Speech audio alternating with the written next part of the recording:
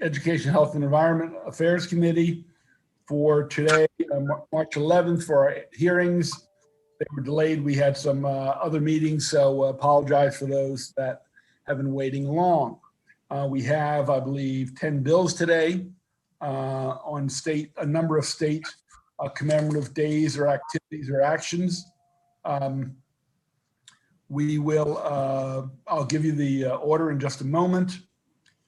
The way it works is for those of you who are new, the sponsor will present the bill first, followed by his or her panel, and then the opponents. We will take committee questions. The lead proponent may take up to 5 minutes. After that, it's a 2.5 minute limit. We would like you to be concise and additive. And if at all possible, we'd prefer you talk to us rather than read to us. I know some of you need the presentation, the written word, to keep you on target and to make sure you cover your points. And we understand that if that's how you choose to proceed. With that, we're going to start with Senator Stallings. Then we're going to go to Senator Ellis, then Senator Reedy, then Senator Eckert, and then we're going to go to the State Archives. So with that, let's go to Senator Stallings. You have 1 or 2 in front of us. Thank you, Mr. Chair, Madam Chair, and committee. For the record, Senator Johnny Ray Salling, and present you Senate Bill 807, which is establishing a Commission on Men and Fatherhood in the Department of Human Services. This is really a crisis today of fatherhood in our society. We have seen the breakdown of our nuclear family. Many men just abandon their responsibilities when it comes to their families. The women are being left to raise a family all on their own because of the father that skips town or goes to jail or fails to assume the responsibility of being a father and taking care of the family and the life that he helped create. Statistics are out there that show that nearly 16 million children are living with a single mom in our country today. Young boys and girls are going without a father to help raise and guide them and be examples for them. This bill attempts to help remedy this by setting up a commission to help look at the issues of fatherhood. It will also help to promote men in strengthening their home life. Senator Stallings, let me interrupt you. If witnesses, people watching, please mute until you're called on. It would be greatly appreciated. Senator Stallings. Okay, thank you. It will also help to promote men in strengthening their home life, addressing issues that confront men, such as being a husband, a father, a homemaker, and workers. It's the plain and simple truth and fact that society is best served with a father as a part of the family. For this reasons, I ask your favorable report on Senate Bill 807, and I hope you can listen to our panel.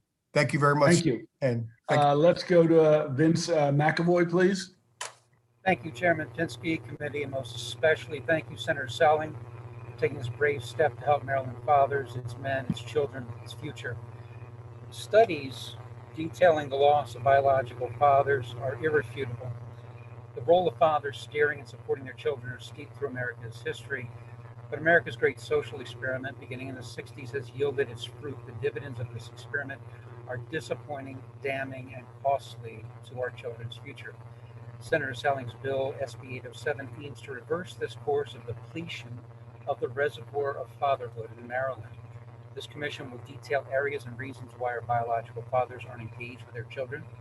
The commission will review the results of child custody battles, divorce court, and family law code.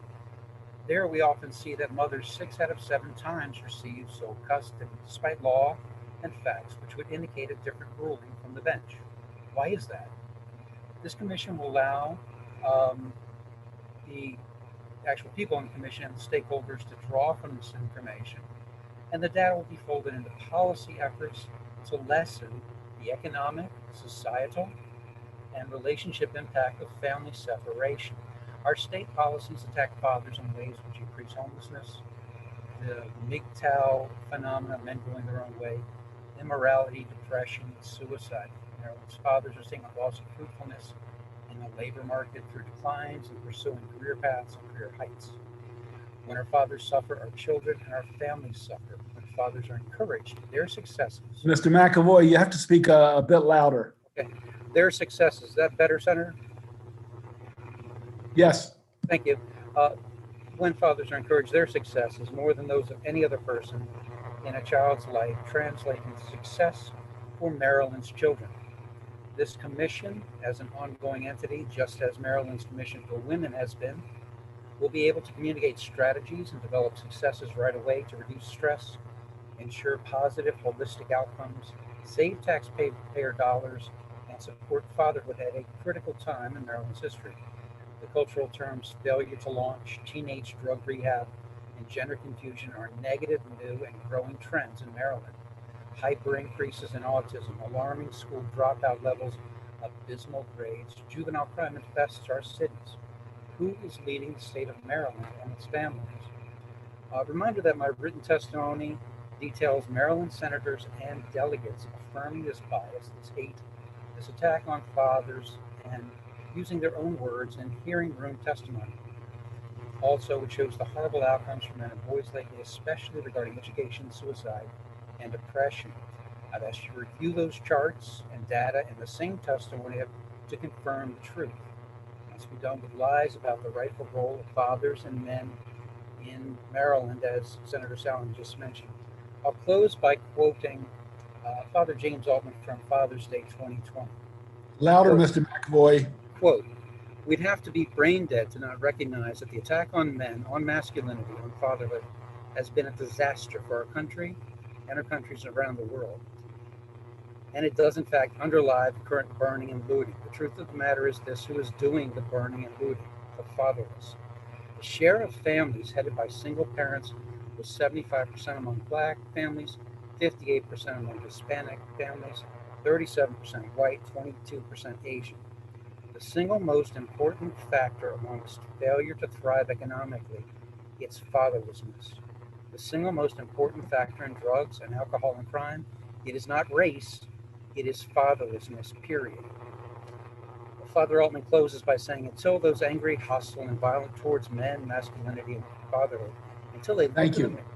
Mr. McAvoy, please finish up if you would. Okay. Laws exist which guarantee equality and protection by law for dads. Those laws and their rightful application are often ignored by Maryland's circuit and appellate courts. The Commission for Fathers is the way forward. Fathers Protection Act is a good title for this commission. I'm always available to assist the committee, the commission, and senators to lay any concerns, present or future, with how this bill will track. Thank you so much for your time. Thank you. Okay, let's go to Ms. Hoke, please. The unfavorables. Please unmute Ms. Hoke.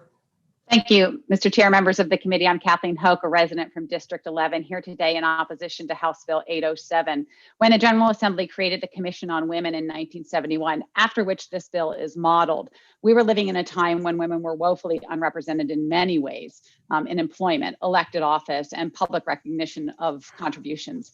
We've made strides, and I'm proud of that. We should all take pride in that. But we're far from done for the need for the Commission on Women.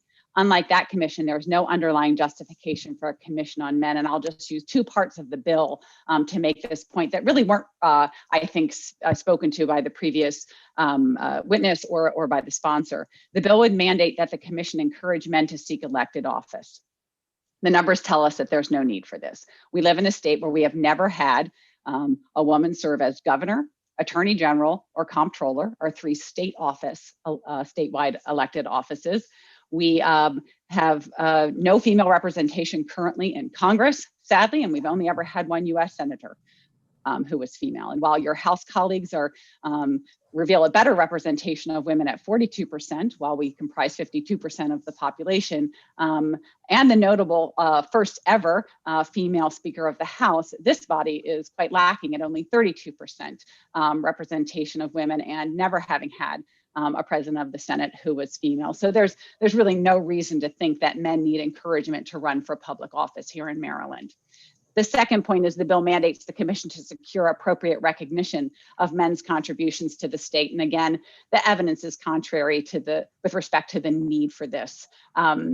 If only we were in person, I could point out to you that we were having this hearing in the Mike Miller Senate Office Building, which is adjacent to the William James Senate Office Building. And next week, the bill will be heard in the Casper Taylor House Office Building, adjacent to the Thomas Lowe House Office Building. We could travel up Thomas Bladen Street to the Louis Goldstein Treasury Building, or a bit farther up Roscoe Rowell Boulevard to the Robert Murphy Courts of Appeal Building before stopping at the Millard Pause State Office Building or the Robert Sweeney District Court Building. I think you get my point that y'all are getting yours. And women are woefully unrepresented for our contributions. That justifies the existence of the Commission on Women, and the facts really don't support the creation of a Commission on Men. And so for these reasons, I urge an unfavorable report on SV 807. Thank you. Thank you, Ms. Hoke, and your description of those named buildings drives home the point very clearly. That completes the hearing on this legislation. So thank you all. Thank you, Senator Stallings, Mr. McAvoy, Ms. Hoke. We're going to move on to Senate Bill 142. That's Senator Ellis, Maryland Emancipation Day Establishment. We're going to start with Senator Ellis. He's going to be followed by Susan Soderberg, Anthony Cohen, Charles Hawley, and on the witness list, there is no one either orally signed up, either orally or written in terms of testimony. So with that, Senator Ellis, you have the floor. Yeah, thank you very much, Chairman Pinsky, Vice Chair Kagan, members of the committee. Arthur Ellis, representing District 28, Charles County. And Mr. Chairman, I will check on that. We have a long list of witnesses, and my Chief of Staff will contact Lemuria. I'm not sure how that was missed, but we'll move on in interest of time and handle that offline. Senate Bill 0142 would establish Maryland Emancipation Day as a state holiday. Most people don't know that Maryland has a unique date for the emancipation of its slaves. And I would ask for, Mr. Chairman, give the opportunity to my intern, Amani Beecham, to present the bill. Senator, that's fine. Let's keep it fairly limited, hopefully not too long. Okay, it's nice and succinct. Okay, Ms. Beecham, please. Hi, good afternoon to members of the Education, Health, and Environmental Affairs Committee. While Ms. Stanton gets my PowerPoint pulled up, I'm going to just give a brief introduction into who I am. So my name is Hey, Ms. Stanton. Let me continue. Okay, so my name is Amani Beecham. I am a criminal justice student at Towson University, and I have been Senator Ellis's legislative intern for this session. So get ready to present 142 just as soon as my PowerPoint gets pulled up.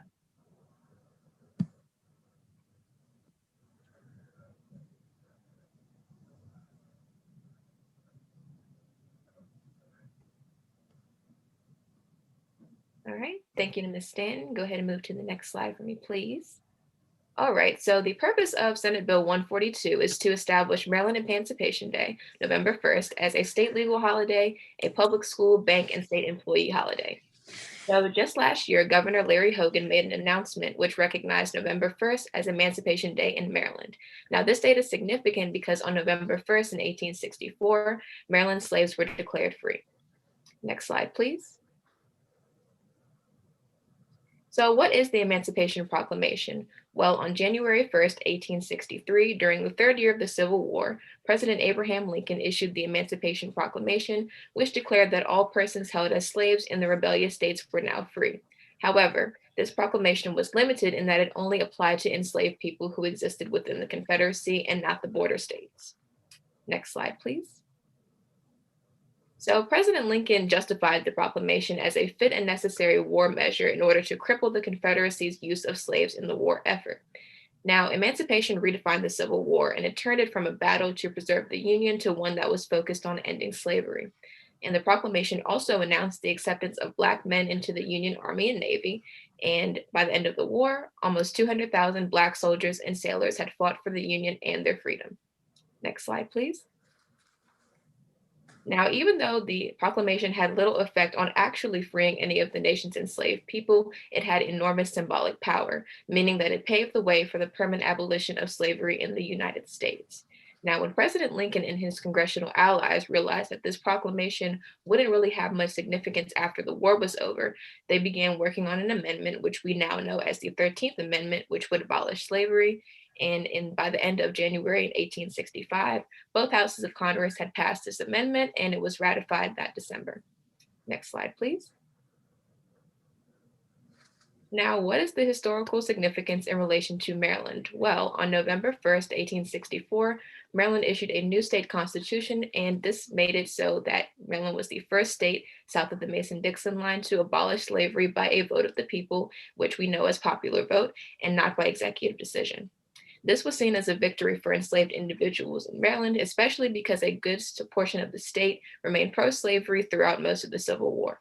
Additionally, Maryland was not one of the states included in Lincoln's original decree, meaning that it was a border state and not one within the Confederacy. Next slide, please. So why should Emancipation Day be a legal holiday in Maryland? Well, allowing Emancipation Day to become a legal holiday will create the space for important conversations surrounding the history of slavery and slaveholding in Maryland to occur. We can also take this day to commemorate the African Americans who both fought in the Civil War and were prominent in shaping Maryland's history.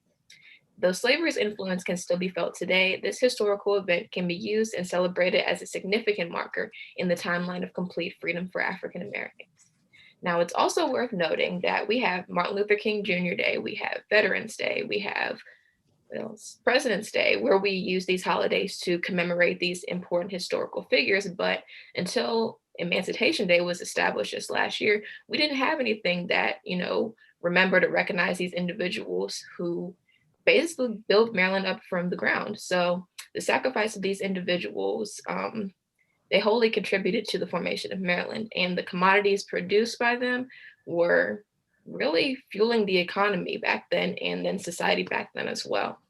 So finally, and an unfortunate point, because Maryland played such a huge role in instituting and continuing the system of slavery, then I think we should really recognize these individuals, just as we recognize all the other historical figures that we have holidays for. Thank you. Thank you. Let's go to Susan Soderberg, please. Hello. As was just said, Maryland is the first state south of the Mason-Dixon line to free slaves within its borders by popular vote with the new state constitution, and signed into law by Governor Bradford on November 1st, 1864, more than a year before the 13th Amendment was ratified and 6 months after the United States Senate passed the 13th Amendment. And as an independent scholar with a master's degree in American Studies, I've conducted primary source study in the freeing of enslaved people of Maryland. And I can assure you that there is ample original source material to back up the claim that we are the first. There are other claims that about Missouri, Louisiana, Arkansas, Tennessee, and West Virginia. These are all the first ones are all under martial law.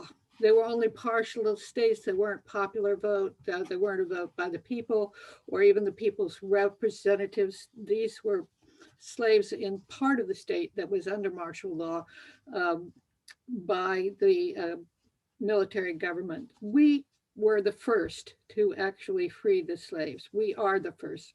So why do so many people and organizations in our wonderful state of Maryland celebrate Juneteenth, which is number one, when the last people learned that they were free, and number two has to do with the state of Texas. Now, on May 16th, 2013, the governor of Maryland, O'Malley, signed a bill making Maryland Emancipation Day, November 1st, the official day recognizing the emancipation of slaves in Maryland. So, but not many people or groups have recognized this, or they're still celebrating Juneteenth, for goodness sakes. So this wasn't enough. We need something stronger, something to draw people's attention, something no one can ignore. So if any event in Maryland's history is deserving of a state holiday, this is it. We are the first, and we need to celebrate that.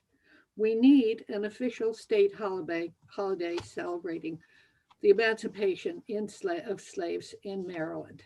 Thank you, Ms. Satterberg. Anthony Cohen, please. Yes, thank you for inviting me to speak today. My name is Anthony Cohen. I'm director of the Monere Foundation, Inc., which is a nonprofit preserving the legacy of the Underground Railroad in Maryland. I had the honor of launching the first Emancipation Day observance at Oakley Cabin in Albany, Maryland in the early 1990s when I worked for the Maryland National Capital Park and Planning Commission. And I've been thrilled to see its influence spread across the state for a quarter century. Ben Hawley will speak about, and Susan Soderberg just spoke about Emancipation Day and its importance to our past. I want to address its importance to our future. I think making Emancipation Day a state holiday can play a critical role in our present day democracy by bringing attention to the importance of voting rights here in Maryland. Considering that Emancipation Day is observed on November 1st, which falls annually within 1 to 8 days of Election Day, I think Emancipation Day can serve as a platform for get out the vote efforts, as well as early voting days during election years.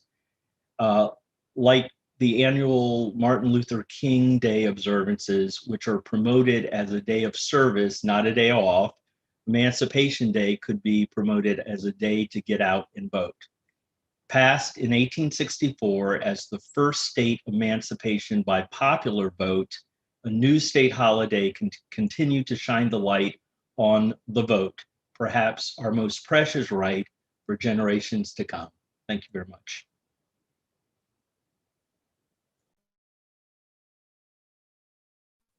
Thank you, Mr. Cohen. Let's go to Charles Hawley from Montgomery County. Good afternoon. Thank you for the opportunity to submit my testimony on the subject matter. I, Charles Benjamin Hawley, Montgomery County, Maryland, offer this testimony in support of Senate Bill 142, which would establish Maryland Emancipation Day as a state legal holiday, a public school holiday, a bank holiday, and a state employee holiday. The great state of Maryland abolished slavery on November 1st, 1864, more than a year before the rest of the nation. Elevating this historic and significant event to a state legal holiday will give Marylanders the opportunity to acknowledge and honor a major milestone in our state's history. Having Emancipation Day recognized as a state holiday creates opportunities for events to happen throughout the state to help educate Marylanders on the significance of emancipation, while at the same time providing an environment for remembrance and healing. When Lincoln issued the Emancipation Proclamation on January 1st, 1863, he limited it to states that had seceded. He freed the slaves over which he had no control at that point, said Haley of the Maryland State Archives. That is the reality of the Emancipation Proclamation. The Emancipation Proclamation, which freed the slaves in the states that had seceded, went into effect on January 1st, 1863. But Maryland didn't act until 1864, when it held a referendum. And even then, the outcome wasn't at all certain. Governor Augustus Bradford is to be recognized for his proactive stance, holding the referendum and going against the more popular feeling for the continuation of slavery. The vote tipped in favor of abolition only after the absentee ballots of soldiers fighting for the North were counted. The final tally was 30,174 in favor of freeing the slaves to 29,799 against, a difference of 375. It has thought that the difference was made by the black slaves in Baltimore, not the black slaves, the black soldiers. I stand corrected. The 1864 Maryland Constitution included the following clauses. We, the people of the state of Maryland, grateful to Almighty God for our civil and religious liberty and taking into our serious consideration the best means of establishing a good constitution in this state for the sure foundation and more permanent security thereof, declare, Article 1, that we hold it to be self-evident that all men are created equally free, that they are endowed by their Creator with certain unalienable rights, among which are life, liberty, the enjoyment of the proceeds of their own labor, and the pursuit of happiness. Article 24, that hereafter in this state there shall neither slavery nor involuntary servitude, except in punishment of crime, whereof the party shall have been duly convicted, and all persons held to service as labor as slaves are hereby declared free. It was approved by popular vote and went. Mr. Hawley, Yes. you've got to wrap it up. We're Okay. It was approved by popular vote and went into effect on November 1st, 1864. Once again, let the great state of Maryland recognize this important day in her history for all its citizens. For these Thank you. reasons, we respectfully urge a favorable report on Senate Bill 142. Thank you for your time and consideration. Thank you. Senator Kagan, please. Thank you, Mr. Chairman. So colleagues, we're not allowed to just do platitudes, but I'm going to start with a platitude and then I will ask a question of Tony Cohen, who is an extraordinary hero and leader in Montgomery County. So first off, Tony, thank you for all that you do to educate people. And so I will, because I'm not supposed to just do that, can you tell me, for all the tours that you have led about through the Underground Railroad, for all the speeches you've given and seminars you've offered, what are people most surprised by? What's the factoid that they didn't know that you can educate us and anyone who's watching at home? Well, thank you for that. It's a great question, and one immediately jumps to mind, and that is many people don't know that Maryland was a slave state. That's the most confusing thing to people. And I think it goes a long way to show how far Maryland has come, that we don't feel like we were a former slave state. And so observances like this, I think, are important for setting our historical record straight, remembering the contributions of those who went before us. And planting the flag that says Maryland is a really great place to live, and it's a place that keeps justice and equality in mind for all of its citizens. Thank you so much. Thank you for being here. Thanks for all you do. Thank you, Mr. Chairman. Thank you. That concludes the hearing on that bill. We're going to move to Senator Reedy. Are you with us, Senator Reedy? Yes, I am. Okay, this is Senate Bill 840. After that, we're going to go to Senator Eckert, and then we're going to take the two bills, SB 8 and SB 341, that remove the state song. We'll take those two together, so we don't have to duplicate testimony. Following Senator Reedy's presentation, we have Vince McAvoy, and then we'll move to the opponents, Lisa Van Buskirk and JP, spelled PEA. Okay, Senator, welcome. Thank you, Mr. Chairman. I was ducking out of my committee and coming over, so I appreciate you working with me with the voting session coming this evening. Mr. Chairman, Vice Chair Kagan, members of the committee, I'm here today to present Senate Bill 840, which would signal Maryland's desire to remain on daylight savings time year-round. I know we discussed this issue last year, and I was going to try to come up with some joke about it's even darker this year than last year, but it wouldn't really work that well. So I'm aware that hopefully everyone is aware from last year's hearing that we're not literally adding more daylight. Sometimes people hear this and go, you're adding another hour of daylight. You're really not adding another hour, but you are switching when the daylight is appearing. So to date, 42 states are entertaining or have passed legislation on this issue. Arizona and Hawaii also just observed their respective standard times. Daylight savings time was initially implemented during World War I to save energy, but it maintained unexpected popularity among Americans after that war and was reintroduced during World War II for the same energy saving reasons. But with the technological advances that we have today, we've realized there really is no significant energy savings associated with the time change. What has not changed, on the other hand, is the continued popularity of daylight time among Americans and desire to make it permanent. The Federal Uniform Time Act of 1966, which codified daylight savings time at the federal level, has been amended twice, both times extending the daylight saving period. These changes have demonstrated that there is flexibility for time adjustment, and they offer some precedent when considering changes at the state level.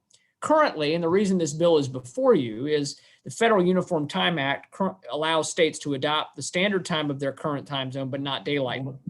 So the purpose of passing this bill would be to add our name to a list of states asking the federal government to amend the act and allow us to adopt daylight savings time permanently. So that is the main focus of the bill. The problems that are often associated with daylight savings time, or things like sleep deprivation and the lingering effects, a lot of it deals with the switching back and forth is a big factor, and it causes a number of different health problems. The reason to choose daylight savings time, which for those of you that may be listening that aren't familiar with what I'm talking about, daylight savings time is the sprung forward time. It is once we spring forward, we want to spring forward and stay there. That's the goal of this bill, to add our name to the list of states asking the federal government to allow us to do that. The reasons to choose daylight time include greater economic benefit, traffic safety, and there's even studies that show that crime incidents are much lower because there's a peak for crime incidents in the late afternoon and evening hours once things have gotten dark. So by adopting DST permanently, that there's a mitigation there. And also workers by and large in the regular workday, which of course now we're in a Zoom era, so fewer and fewer people are going to work every day, but we will see that return to that to some extent. Being able to be driving home before darkness falls and getting home just provides for more safety, more liberty after work to enjoy the daylight. All you really have to think about is what it's like down here in Annapolis when we're able to walk down Main Street after we get out of committee at 6:30 or so.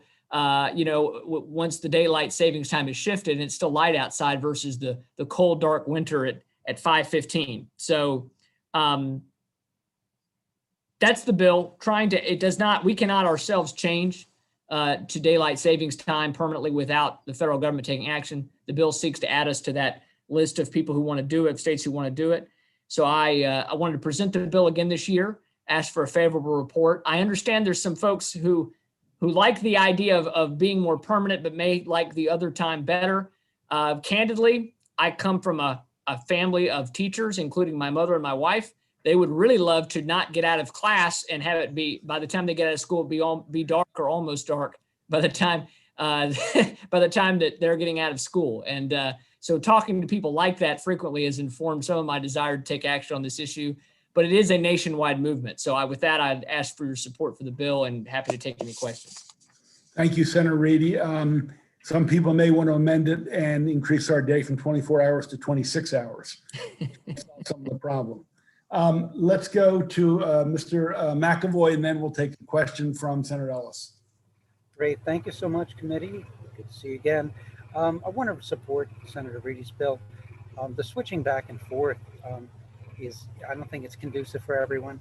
There are other states that don't have this in America. And I think that we should line up and affirmatively support this. I think it's just going to be more consistent, and it's a thing of a previous century.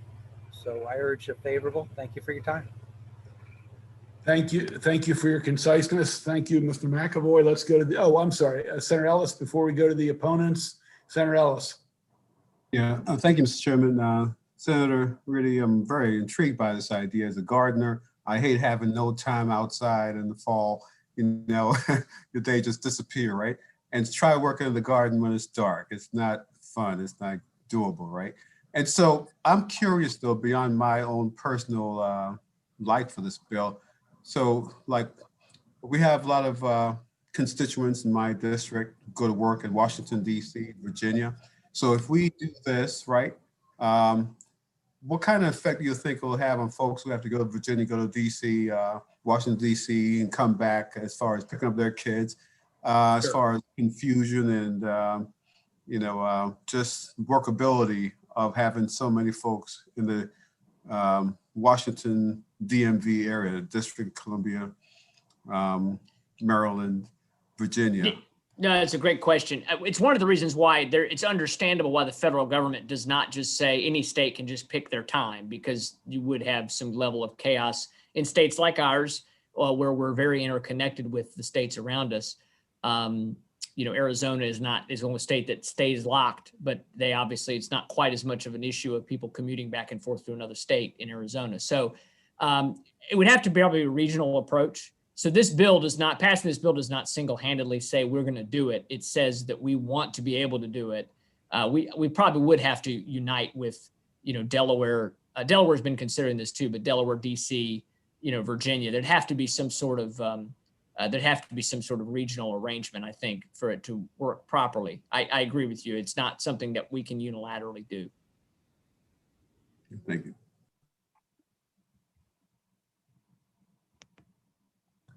Let's go to the opponents. Lisa Van Buskirk, followed by JP. Good afternoon, Chair Pinsky, Vice Chair Kagan, and members of the Education, Health, and Environmental Affairs Committee. Thank you for the opportunity to testify again in opposition to Senate Bill 840. I am Lisa Van Buskirk, the leader of Start School Later Maryland and Anne Arundel County chapters. My written testimony contains additional comments and closures, including historic Baltimore Sun articles on permanent daylight savings time when we tried this in 1974 as a nation. I acknowledge the negative health and social impact society bears when we switch from standard time to daylight savings time this coming Sunday.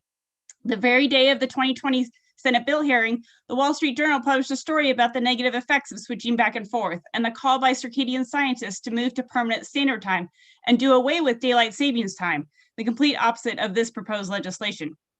Permanent daylight savings time combined with current too early school start times would have an even greater negative effect on adolescent circadian rhythm, safety, health, and academics. When Massachusetts studied the daylight savings time issue in 2017, their report made two caveats to the implementation of what they called Atlantic time: community education and later school start times. The latest sunrise of the year in Maryland would occur in December through January, which would be at about 8:30 a.m. under permanent DST. I took the liberty of comparing winter sunrise times to school start times across Maryland. And as you can see in the graphic in my written testimony, nearly all middle and high schools, plus a fair number of elementary schools, would start before sunrise, some more than an hour beforehand.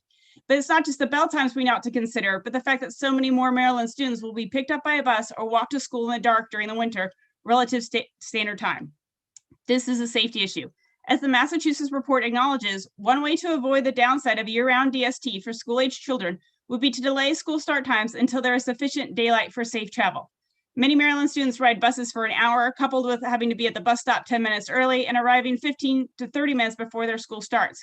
We must take into account the impact of permanent DST on the darkness of their commute, plus their school start time. In January 1974, when the whole nation moved to permanent DST, two Maryland school systems delayed their school start times by 30 minutes to ensure student safety. Keep in mind that schools in 1974 started much later than they do now, and permanent DST was repealed within months after the deaths of several children were blamed on increased morning darkness. I'd also like to add on a personal note that I lived for 4 years in the Netherlands, where winter sunrise was at nearly 9 a.m. under standard time, and I was very negatively affected by that, more so than sunset at 4:45. Please report unfavorably on Senate Bill 840 or amend the bill to include a mandate for minimum safe, healthy, and age-appropriate school hours for all students. Thank you. Thank you, Ms. Van Buskirk. Mr. P. Hello, thank you for having me here. It's an honor to participate in this process. My name is JP. I'm the founder of Save Standard Time, a new public benefit nonprofit working throughout North America. I'm here to ask that you oppose SB 840, that you recommend its amendment to permanent standard time. The bill seeks to end clock change, which is a good idea, but it goes about it the wrong way by seeking permanent daylight saving time. Permanent DST is an extension of DST into winter. We don't observe DST into winter because it makes the sunrise too late. Permanent DST would delay Maryland's sunrise to 8:39 a.m. and past 8 o'clock for up to 3.4 months. Most school and work days begin at 8 a.m. For more than a quarter of the year, from mid-November to mid-February, this bill would force millions to start school or work in the dark. They might not see sunlight until lunch or even until the end of the day. That's depressing and dangerous. Artificially delayed sunrise reduces sleep and immunity. It increases illness and accidents. It's not just clock change that harms. Clocks are not arbitrary. If you were to ask most people, would they willingly set their alarms an hour early every day? Would they wake themselves hours before sunrise in the cold of winter? They would say no, but that's what this bill would force them to do. Permanent DST was hugely unpopular in World War II. It was hugely unpopular and even lethal when it was tried again in the 1970s oil crisis. Its support primarily comes from the special interests of retail and golf. Countries that try permanent DST do not adjust. Instead, they sleep less, their health suffers, and they eventually seek to revert it. Permanent DST is opposed by the National PTA, the National Safety Council, the American Academy of Sleep Medicine, the Maryland Sleep Society, and many more organizations. Every advocacy group for health, safety, and children's well-being that has spoken on this issue urges instead for permanent standard time. Permanent standard time keeps your sunrises before 8 a.m. It saves your morning daylight, which doctors tell us is most necessary for our health, mood, safety, learning, and productivity. Morning daylight helps you wake naturally. It helps you stay active and alert and healthy and on time. Permanent standard time is also pre-approved by federal law. The Uniform Time Act of 1966 permits any state to opt out of DST at any time, as Arizona and Hawaii have already done. Permanent standard time is therefore the quickest, simplest, healthiest, safest end to unpopular clock change. Please listen to the consensus of doctors, teachers, and history. Please stop this bill until it is amended to permanent standard time. I provided a letter with citations, expert statements, and comparison photos, and I'd be glad to answer any questions you might have. And I thank you for your service to the public. Thank you. See no questions. That concludes the hearing on that legislation. Thank you, Senator Reedy, for joining us. We're going to go to Senator Eckert if she is back with us. I'm back. Yes, I am. Thank you very much. And Thank you, Senator Eckert. She'll be followed by Dr. Carl Barham. Great. Thank you very much, Mr. Chairman, Madam Co-Chair, members of the committee. I think this is an important issue, and I know there's been reluctance to pass this, but I'm coming before you again, as Dr. Carl Barham is, because we think it's even more significant at this point in time. Senate Bill 25 is the commemorative day, Maryland Voting Equity Reform Day, which designates the fourth Tuesday in October as a commemorative day in the celebration of voting reform in Maryland. Prior to 1986, county commissioners and council members were elected through an at-large voting means, which largely disenfranchised our minority and rural populations. In 1986, the Maryland Constitution was amended to remove this requirement, with the citizens from North Dorchester County leading the effort. And I've outlined all of those people that I've had the pleasure of knowing most of over the years: George Jones, Don Bradley, Richard Harding, Ed Conway, Leon Medford, Charles Hurley, Oliver Harding, William Reed, William Corcoran, and Greg Meekins.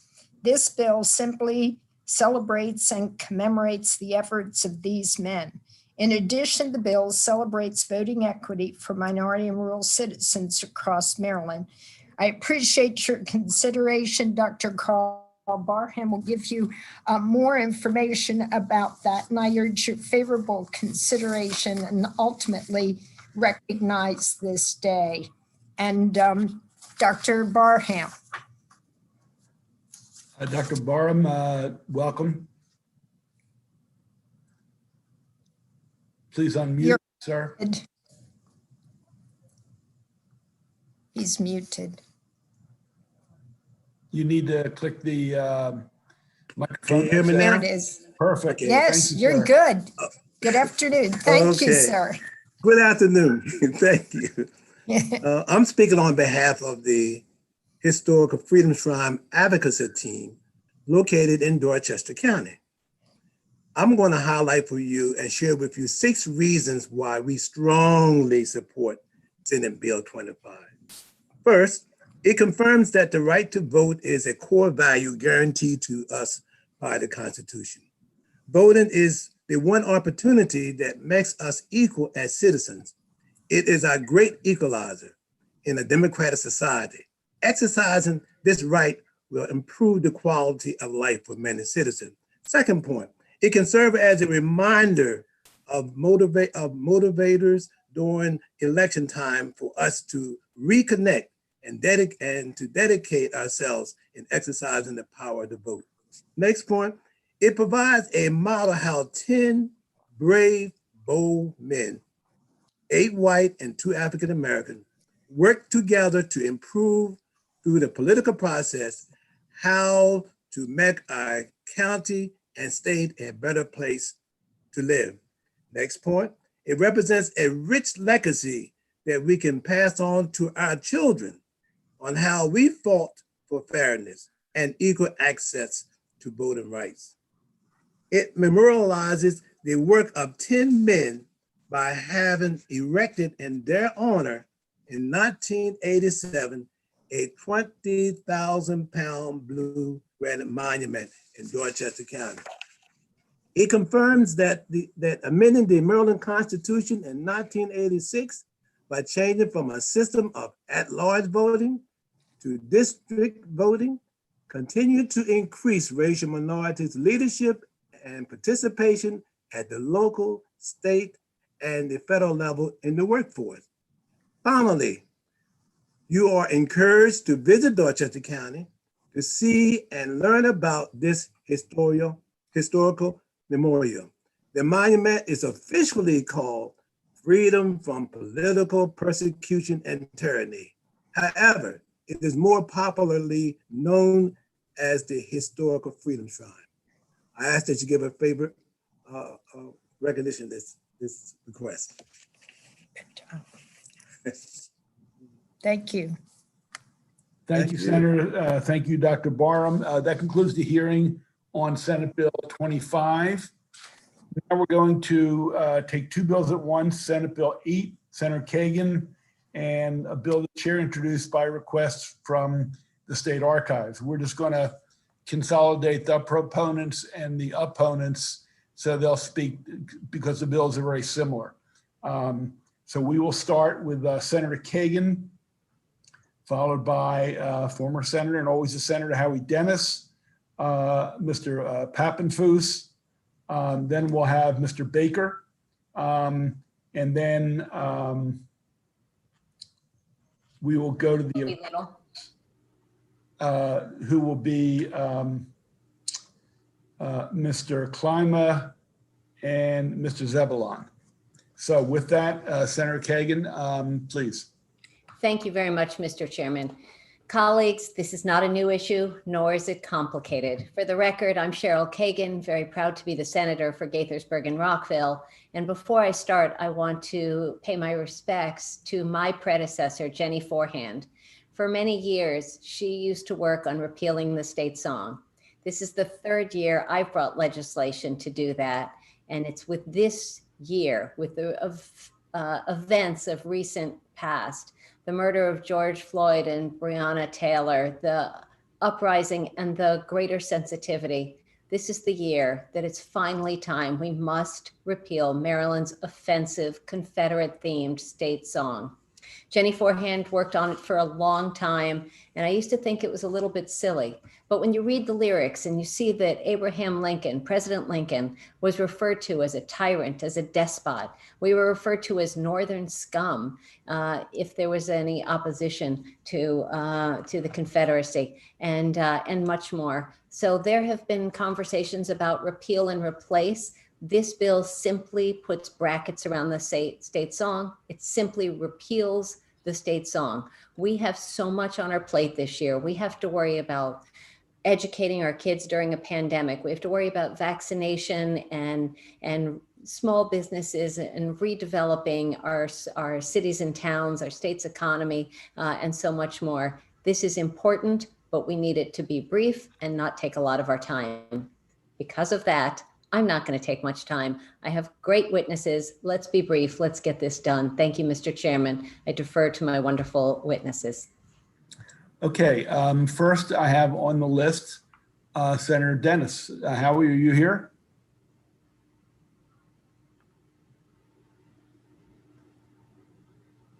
Can we unmute Mr. Dennis? He needs to be. There he is. Yes, I want to thank you for the kind words. And thank you, Chairman Pinsky, Vice Chair Kagan, and distinguished committee members. My name is Howard Dennis. It was my honor to serve in this august body for 18 years. I also served on the Montgomery County Council for 6 years. Senator Kagan is to be commended for introducing Senate Bill 8 to repeal the repulsive state poem and song. Thank you for inviting me to testify. I respectfully urge a favorable report. Maryland has the only state song that calls for the violent overthrow of the government. I sponsored my own repeal bill many years ago, so this struggle has been bipartisan from the outset. I discovered then, much to my chagrin, that the song has many supporters, many of whom are strong supporters of the Confederacy that sought to destroy our country in order to perpetuate slavery. The lyrics specifically urge Maryland to join Virginia and the Confederacy in armed rebellion and insurrection. It is a song of hate. The despot referred to, as Senator Kagan has said in the first stanza, is not King George, as many suppose, but Abraham Lincoln. The song's supporters at the time actually plotted to kill President Lincoln when he had to change trains in Baltimore on his way to Washington in 1861 to be inaugurated. The infamous ninth stanza refers to Northern scum, and it was sung by Confederate soldiers as they marched through Frederick, Maryland on the way to Antietam. I was as shocked as others to see the Confederate flag paraded through our Capitol on January 6th, an act that could not be achieved in the Civil War itself. So it is more timely now than ever to send the message to repeal our state song with its bloodlust for civil war. Our state song wasn't made official until 1939, having actually spoken to a senator who remembered the details of that passage. The song was adopted due to the power then exercised by parts of the state that had few people but outsized influence in the Senate. Before the Supreme Court issued its landmark ruling in Baker versus Carr, one person, one vote, each county in the Senate had one vote.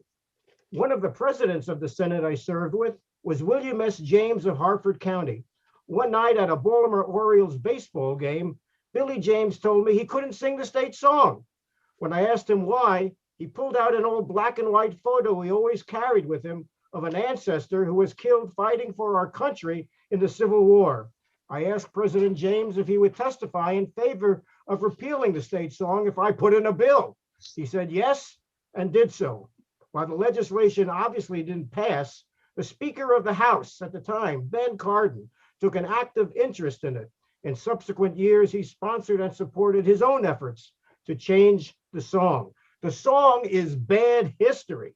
Maryland can be proud it stayed loyal to the Union, did not join Virginia in the Confederacy, and in fact, Baltimore hosted the convention that renominated Lincoln in 1864. Yes, Right. there were Confederate sympathizers then and now. Yes, the original sin of slavery did not pass us by, but yes, as well, Maryland was one of the key border states that held fast. Repeal the Maryland state song, pass Senate Bill 8. Thank you. Thank you. For your indulgence. Thank you, Mr. Dennis. Thank you very much. Let's go to Mr. Pappenfuss from the archives, or the formerly head of the archives. Welcome back, Mr. Pappenfuss. Thank you very much for having me. It's very hard to follow Howard Dennis, but I will say that I supported his efforts when I was archivist, and I also supported Jenny Forehand's efforts. So it's a pleasure for me to be back with you. I want to make it clear, however, I'm not speaking on behalf of the archives. I think you're going to hear from Tim Baker shortly.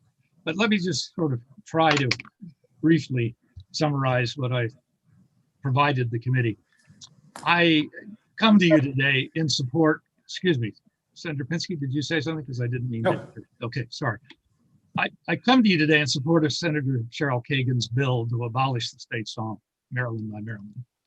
If those who violently stormed the US Capitol on January 6th, 2021, and wish to rapturize their efforts in a poem and place it to music, they could not do better than James Ryder Randall did with what is now our state song, Maryland, My Maryland. In April 1861, at the age of 22, a professor of English and the classics at a small college in Louisiana, Randall was so sympathetic to the riotous Baltimore mob that attacked the Massachusetts soldiers on their way to the defense of Washington that he wrote a stirring account of their, quote, patriotic gore. In April 18, excuse me, as he explained in a letter that he wrote in 1884, which the archives owns, by the way, on stationery borrowed from the United States Senate. I don't know how he came by the stationery. One April day, I received the Delta newspaper of New Orleans containing an account of the attack on the Massachusetts regiment that first passed through Baltimore. This account excited me greatly. I had long been absent from my native city, and the startling event there inflamed my mind that night. Randall's response was a poem that has been labeled the Marseillaise of the Confederacy, sung by soldiers charged with defending the institution of slavery and by Marylanders as the state song since 1939. When the legislature rejected Republican Governor Nice's veto, passed the bill again, and it was signed into law by Governor Nice's successor. As the Afro-American headlined its reporting of Governor Nice's veto, original words stir sectional prejudice by reference to tyrants, vandals, and northern scum. In fact, Randall's words do more than stir national prejudice. They glorify the actions of the mob as patriotic gore. They enshrine a world in which slavery was considered righteous and mob violence a crime. As Jack Levin lamented in an op-ed piece in 1993 entitled "A Hateful State Song," all those who were being urged, quote, not to cower in the dust were the owners and exploiters of some 84,000 slaves still in bondage in Maryland when the song was written. How many more generations of peaceful youngsters, adults, and sports fans must be incited to avenge the patriotic gore that flecked the streets of Baltimore? It is time to put Maryland, My Maryland back on the shelves of the archives, there to be interpreted as an artifact of a past that I fervently hope is behind us. This is not the first time that I've advocated consigning Maryland, My Maryland to the history books. I hope that is my last, and that you will give your whole and unqualified support to Senator Kagan's bill. Thank you very much. Thank you, Mr. Pappenfuss. And going from, I hate to say older to younger, but predecessor to successor, Mr. Baker, also from the State Archives. Mr. Baker, please. My friend and colleague, Dr. Pappenfuss, is always hard to follow. And I had a tough time following his footsteps. Ed, I'm doing my best. But Chairman Pinsky, Vice Chair Kagan, thank you for affording me the opportunity to come and support the repeal of Maryland, My Maryland as the official state song. Section 9-1007 of the state government article establishes that in my role as state archivist, I am to review, evaluate, and make recommendations to the General Assembly regarding certain state designations. Symbols and designations are profoundly meaningful. Not only do they help define who we are, they signal to the world what matters to us, what is most important. It's my recommendation that the state song, Maryland by Maryland, be repealed. You should have access to the report of the advisory group of the Maryland State Song, which the legislature asked the archives to develop in 2015. I included it with our justification for this bill. In that report, we argue that the current state song simply does not possess the qualities and characteristics that we would want in an official song. In retrospect, I feel we were a little too subtle in our approach and in our actions. And while I agree with Vice Chair Kagan and my fellow panelists about recent events, I would suggest that it should not just be recent events that compel us to look at with an even more critical eye at the things that divide us. We have known for a long time the origins of this song. Their lyrics are offensive. They are racist. They are a call to arms against our own country. They do not reflect who we are or what we aspire to be. The state song must go. So in closing, let me insist that I have no proprietary interest in which repeal bill gets passed. Senator Kagan is to be commended for her leadership. And Senator, I thank you for that. In asking the governor's legislative office to allow me to put in this as a departmental bill, I wanted to signal in the strongest way I could that I lend my voice to yours. So let's just get it done. I urge favorable consideration on any legislation to repeal Maryland by Maryland as the official state song. Thank you. Thank you, Mr. Baker. And it's noted that the administration gave you the okay to move forward. So I appreciate that. While I've had differences with them, I appreciate that you did testify on behalf of the state archives. Let's go to the final speaker, Virginia McCumber from the Women's Democratic Club. Ms. McCumber. Thank you, Mr. Chair. I'm also known as Ginger McCumber. I am testifying on behalf of the Women's Democratic Club of Montgomery County and many others. We've been working on this for 3 years. We are urging this committee to please take action to finally repeal our Confederate state song, Maryland, My Maryland. And you've heard all about the background about this song. As has been said, it's the only song in the country that represents the Confederacy, a symbol that, quite frankly, is no different than flying the Confederate flag over the State House. I have friends who grew up in segregated Maryland. They will never forget the experience, that pain and humiliation and discrimination. Our state song represents that history. It represents our history of segregation, slavery, and bigotry, and that is not who we are today. Senator President Ferguson has called for its repeal. The Montgomery County Council passed a resolution calling on the legislature to repeal this bill. You already heard the archives talk about their position on repeal. The Baltimore Sun wrote a scathing editorial calling for the repeal of this toxic state song. The University of Maryland Marching Band refuses to play this song before athletic events. This year, the Jockey Club even announced that it would no longer play this song before the Preakness. And our Congressman Jamie Raskin from Montgomery County has also called on repeal and has even authored another song which is being played as an example of a song we can all sing proudly. The recent horrific events of January 6th with the noose and gallows and Confederate flag flying in the halls of Congress once again shows the power of these symbols to foster fear, hate, and insurrection. There's no place in Maryland for this kind of symbol. We must stop honoring the lost cause with our state song. This committee, Democrats and Republicans, and this should not be a partisan issue, has the power to write a different chapter in our history books, one that reflects who we are now, not who we were back then when the song came into being. We need to send a clear message that we reject our segregationist past and that everyone belongs in today's Maryland. So honorable committee members, Please vote favorably for this bill. And thank you, Montgomery County Senator Shel Kagan, for sponsoring it.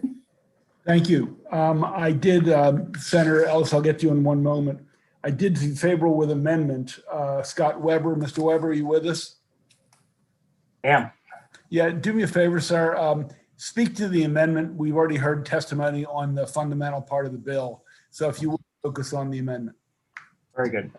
My friendly amendment for consideration is simply for the sponsoring vice chair to give some consideration to the just aforementioned song Maryland, My Maryland, the Free State song written by former state senator Jamie Raskin as an interim state song, believing that Maryland would benefit significantly from a positive, uplifting, all-inclusive, nonpartisan role modeling message embodied in the song at a time when we really need it so badly.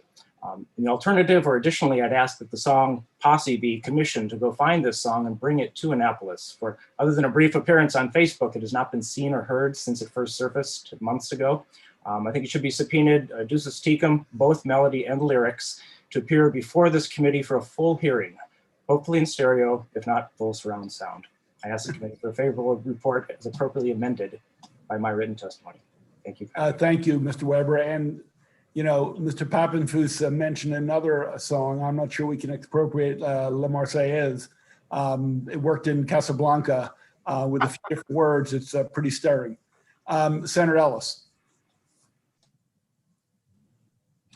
Yeah, thank you, Mr. Chairman. Senator Kagan, Mr. Baker, thank you for your respective bills.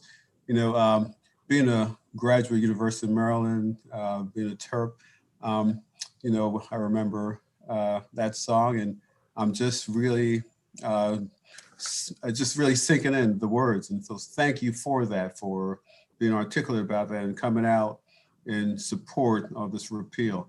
One question I have, why this has never happened in the past, could never happen in the past, or it didn't happen, all the tries with Senator, I believe, Dennis and all that stuff. What was the hurdle, and do you think we can overcome that this year? I'll take a hack at that if I could. So thank you for the question, Senator. First off, fundamentally, we need the votes in the House and the Senate. And prior to needing the votes, we need the will of leadership sometimes. And as we know, our friend and late colleague, President Miller, was a true, devoted, quite studied historian. And there are some who cherish their history and want to preserve it. And that was more of his position. A couple years ago, when I brought the bill to repeal it, we came up with a compromise to keep it in the state law as the historic state song, so that it wouldn't be our current state song, but it would stay in the law books. And that was a compromise that the Senate saw fit to pass, and then the House saw fit not to take action. This year, with a new speaker and a new Senate president, and the times that we are in, but as was mentioned, it shouldn't take special times. It's just with leadership who understands the offense that this bill and its lyrics give to so many of us. It was clear that this was the time to simply repeal the song. And I should say that my Congressman Jamie Raskin did write a magnificent song. I think we should stay focused on all the other priorities. We can look at a new song in a future session, but I do think we should take action to repeal this year. So thank you for the question, Senator Ellis. Thank you. Let's go to the opponents. I have Terry Klein and John Zebelian.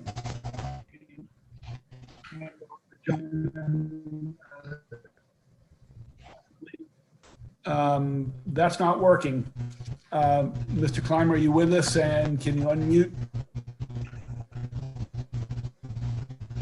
Good afternoon, Senator.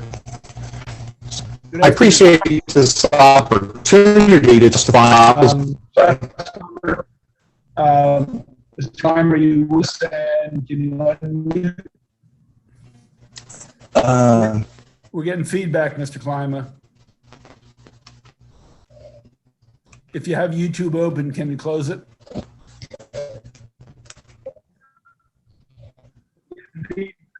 Can you hear me now? I think we have a technical problem. Try it one more time. We might have to come back to you.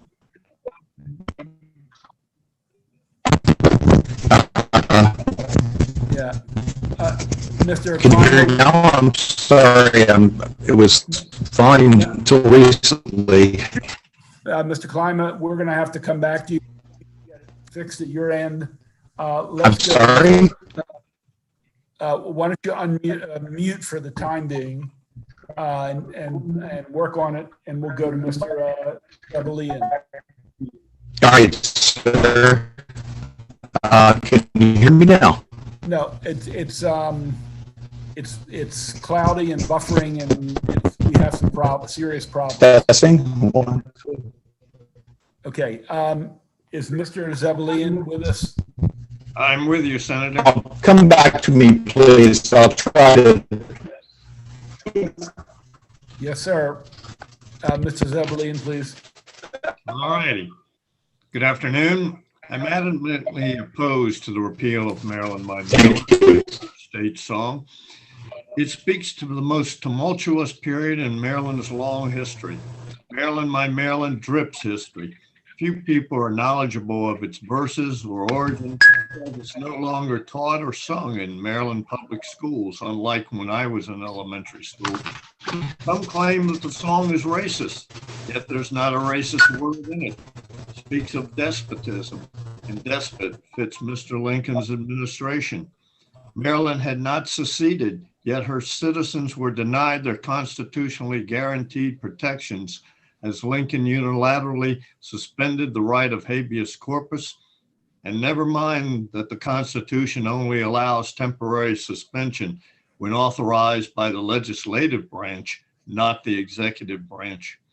Marylanders suffered flagrant constitutional abuses, which included unlawful imprisonment of hundreds of citizens, violation of freedom of the press, speech, and Second Amendment rights.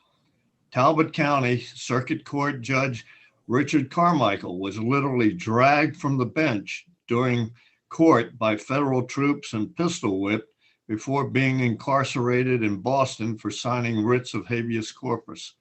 Also arrested and held without trial were Baltimore police commissioners, city council members, a Maryland congressman, and finally members of this very legislature, including the Speaker of the House, all of whom spent months jailed in Boston Harbor. As a veteran of 2 tours in Vietnam and service during Desert Storm, I resent the removal of historical monuments, just as I oppose the repeal of the state song that captures Maryland's darkest hour. Repeal of Maryland, My Maryland would be yet another act in the cultural movement. I urge this committee to resist the temptation to obliterate more of Maryland's historical past. I thank you for your time. Thank you, Mr. Zebelian. Mr. Clement, we're going to try one more time. It was suggested to me that while you're a handsome man, maybe turn off the video. Sometimes that can interfere. So we can try it with the video, then without. So let's give it one more shot.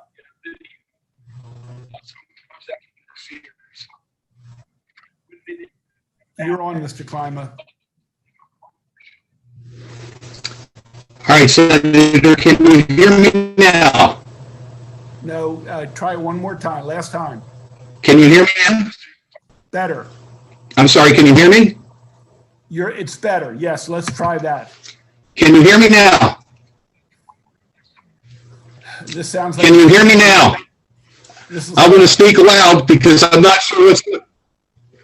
Good afternoon, Senators. I appreciate this opportunity to testify in opposition to Senate Bill 8 and Senate Bill 341, calling for the repeal of the state song. The song, which chronicles Maryland's rich history, has been much maligned with false claims that the song has racist connotations, condones slavery, and advocates treasonous actions and overthrow of the government. All these claims are patently false. While it is clearly documented that James Ryder Wendell wrote the poem immediately following the events of April 19, 1865, when violence erupted between Baltimoreans and members of the 6th Massachusetts militia, the claim that the song was adopted by the Maryland legislature for a nefarious purpose is completely unsubstantiated. Historically, the song enjoyed immense popularity within the state well before its official adoption as a state song in 1939 and was showcased along with the Star-Spangled Banner at the State of Maryland's exhibition at the 1915 Panama Pacific International Exposition. The state of Maryland even commissioned the issuance of the commemorative coin for this event, featuring the likeness of James Ryder Randall and Francis Scott Key, and the title of their works. A common criticism of the song involves the usage of the terms despot and tyrant, presumably a reference to President Abraham Lincoln.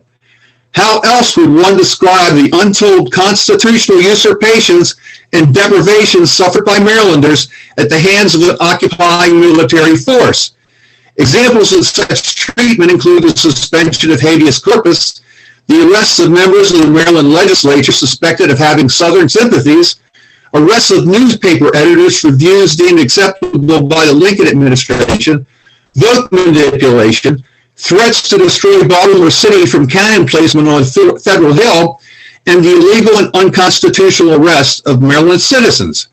Rather than a clarion call to join the Confederacy, many view the song as a reminder of the indignities Maryland suffered when the protections afforded U.S. citizens under the Constitution were not upheld. There have also been aspersions that the song directly or indirectly endorses slavery. While it has become popular to portray the war as a morality play over the issue of slavery, facts dispel the myth. Slavery, unfortunately, was sanctioned by the United States Constitution until December 6, 1865, when the 13th Amendment was ratified. President Lincoln's Emancipation Proclamation of September 1862 freed no slaves held in any states that did not exceed it from the Union. Rather than repudiate the practice of slavery, Maryland's Unionist legislature ratified the controversial Corbin Amendment on January 10, 1862, which stated, "No amendment shall be made to the Constitution which will authorize or give to the Congress the power to abolish or Cut him off, please. Yes, sir. We're done. Okay. No amendment shall be made to the Constitution which will also. Thank you, Mr. Klima. Okay, that concludes those two bill hearings. Sorry for the people whose ears are ringing.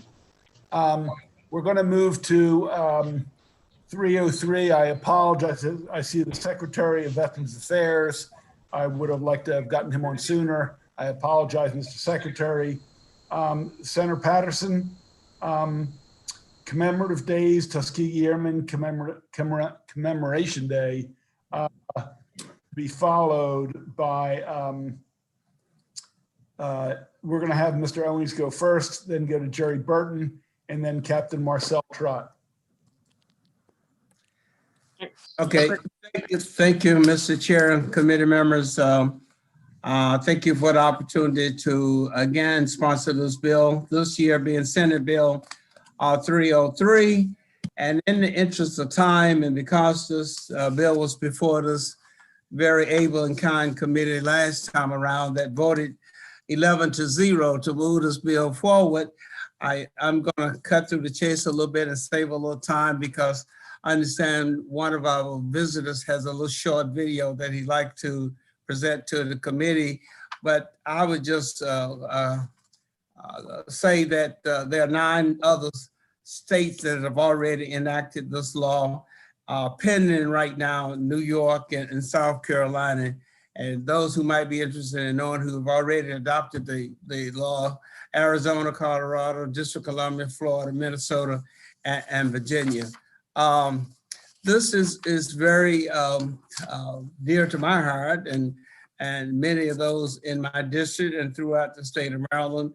We believe it's high time that we do the right thing, and by declaring the first Tuesday, the month of March as the month in which we honor these brave men who did so much for our country, and in many cases saved our lives. And now it's time for us to pay our tribute back to them and thank them by establishing this commemorative day in their honor. And with that, Mr. Chair, I will yield to, I think we have 3 visitors, witnesses, Mr. Jerry Bruton, Deborah Keith, and Capital Marcel Trott. Senator, if you don't mind, I know he wasn't one of your lead witness. I'd like to go to the Secretary of Veterans Affairs. Yes, Mr. Speaker, I'll be delighted to have him. He is one of my leaders, served in the House with him for many years. So I'm just so delighted that he would take time to come out and speak. Thank you very much. Secretary Owens, always great to see you, my friend. Mr. Chairman, thank you, Madam Vice Chair. It's good to be with you. You know, it's funny, timing is everything in love, war, and politics. And over the course of my life, I've been involved in all 3 at different stages. And I say that not so much jokingly, but the bill you just heard drives this bill even further home. Now, you've passed it in the past, and I know you're going to do it again, but 2 words, red tails. This was a group of African-American men who took to the air graciously and heroically. And you know, they fought another war when that war was over. They came back and fought the war of segregation and racism and everything else that we're hearing today. So if ever there was a time to pass this bill again, and then ask your colleagues across the hall to find it in their hearts to move this thing, it is this year. And I want to thank Senator Patterson as the lead. I want to thank Senator Ellis, a veteran himself. I want to thank a former colleague of mine, Senator Carrozza, and certainly Senator Lamb. And Mr. Chairman, I need say no more. Its bill is coming out of your committee before. I know it's going to come out again. And again, I want to thank you all very much for the time you've allowed me today. Thank you, Mr. Secretary. Greatly appreciated. Always good to see you. Let's go to Jerry Burton, please. Mr. Burton. Good afternoon, everyone. I'm Jerry Burton, and I have appeared before you once before. I am now the national president of Tuskegee Airmen Incorporated, and very proud to represent the Tuskegee Airmen, the more than 16,000 original Tuskegee Airmen and women that supported the United States voluntarily and with honor. They have been recognized from the beginning with awards, military awards, including medals of freedom from foreign countries, and recently with a quarter from the U.S. Mint. So the Tuskegee Airmen are being recognized. However, we don't think it's enough. And in order for me to complete my presentation, I always talk about the names of those original Tuskegee Airmen that have lived in Maryland. For example, Dr. Henry A. Wise and Dr. Charles Herbert Flowers both have schools named for them in Prince George's County. William Broadwater, Department of Transportation, FAA. Leroy Boots Battle, Douglas Junior High School, band leader and a leader in his community. Dr. Cyril O'Byron, Morgan State quarterback, Coppin State, and an educator. Lemuel Louis, Carver, Votech. Edward J. Talbert, administrator, DC librarian. Dr. Ivan Ware, Howard University Reserve Officer Training. He started that program at Howard. And of course, General promoted recently, Charles E. McGee, Montgomery County, veteran of 3 wars.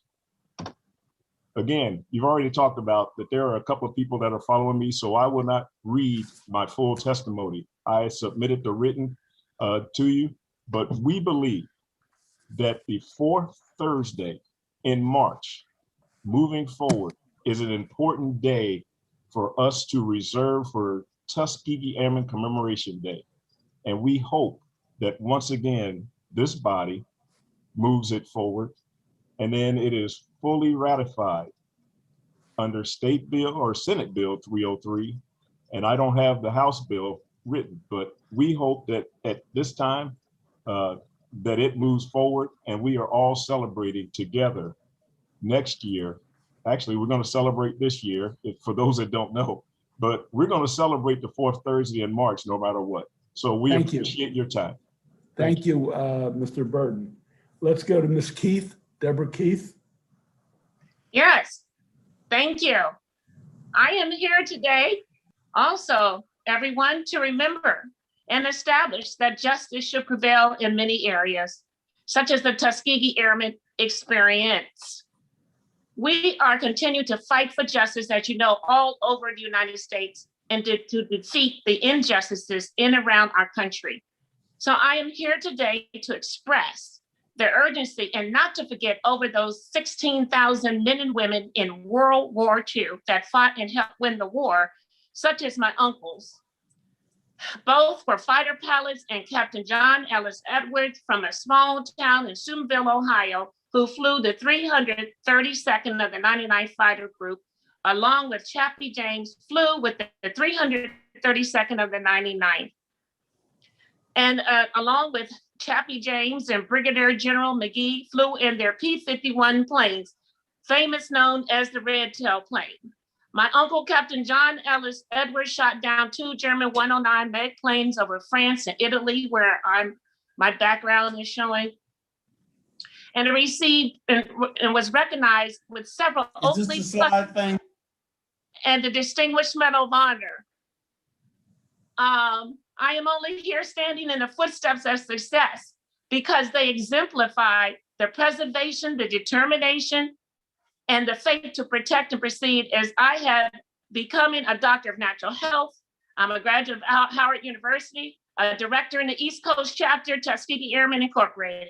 But most of all, I am an educator in the public school system, along with the Department of Defense Educational School System, and always promoting fortitude and pride, the legacy not to be forgotten, not just only in Black History Month, and not just a study question, and not just when you hear them say, I saw the movie.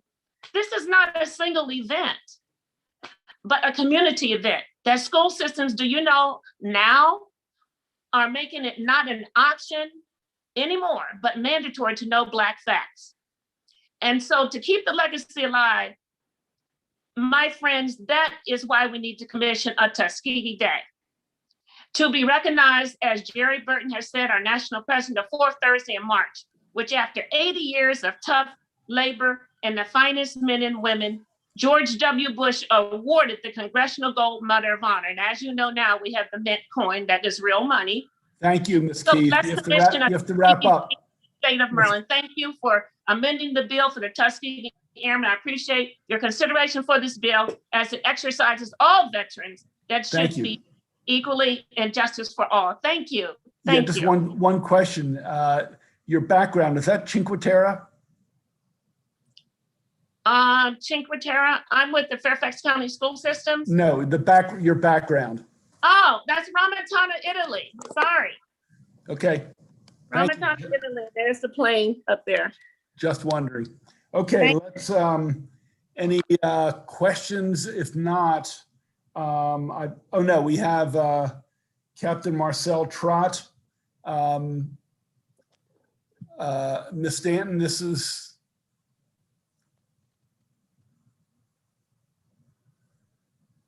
We need volume.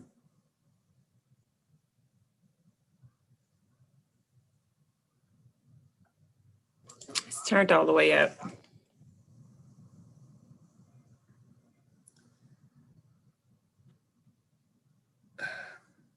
Senator Patterson, unfortunately, the volume doesn't seem to be working.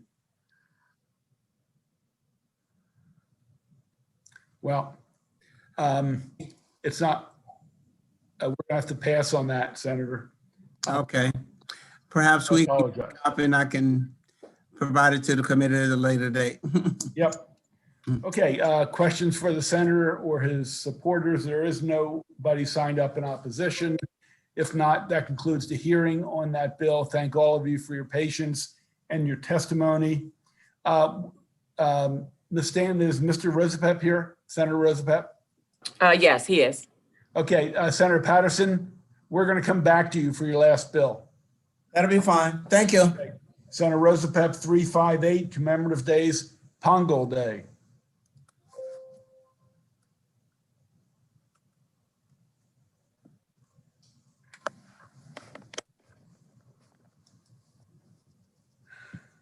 Senator Rosapap?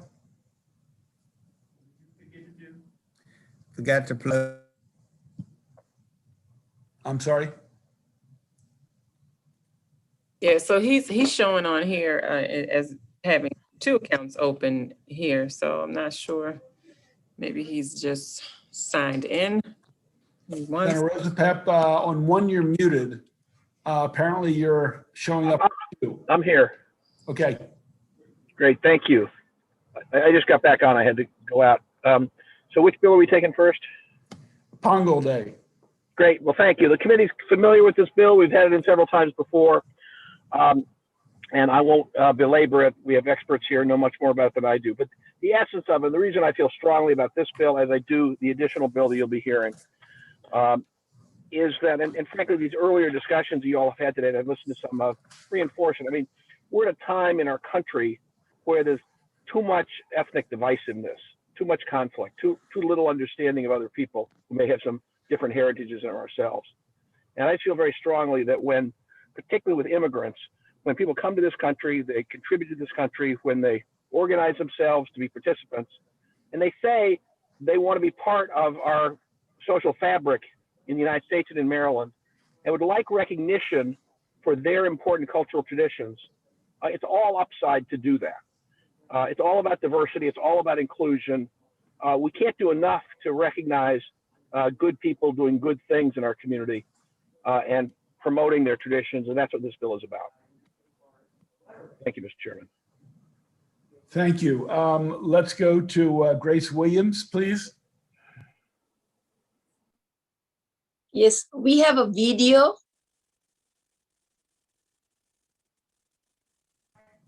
I'm sorry, ma'am.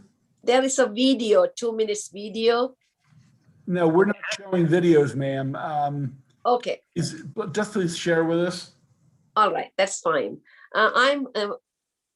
Thank you. Chairman Pinsky and Vice Chair Hagan and committee members. I'm Grace Pushparani Williams from Bowie, Prince George's County. We have done this for the past 3 years, and you have already seen the video.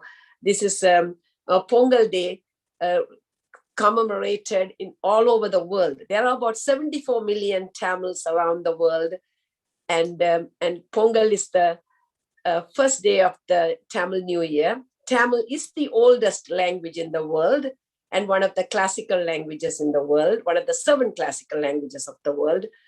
And many countries and many states in our United States, they have come celebrating or commemorated Pongal as is Pongal Day, and also January as the Tamil Heritage Month, the first month. And Pongal means it's a Thanksgiving day. It's celebrated as a harvest festival. And Pongal is also a sweet dish, a rice dish cooked on that day, thanking the nature, the sun, the rain, the earth, and sharing the dish with the neighbors and friends. It is very, very important that Tamil, the richness of our culture, the historical traditions are symbolized. The Tamil Americans, Marylanders, help to preserve this very ancient, rich culture and traditions by celebrating Pongal and Tamil heritage. It also gives us the emotional link to our homelands and Tamils all around the world. And I have been a proud Tamil American for about 43 years and a proud Marylander for 33 years.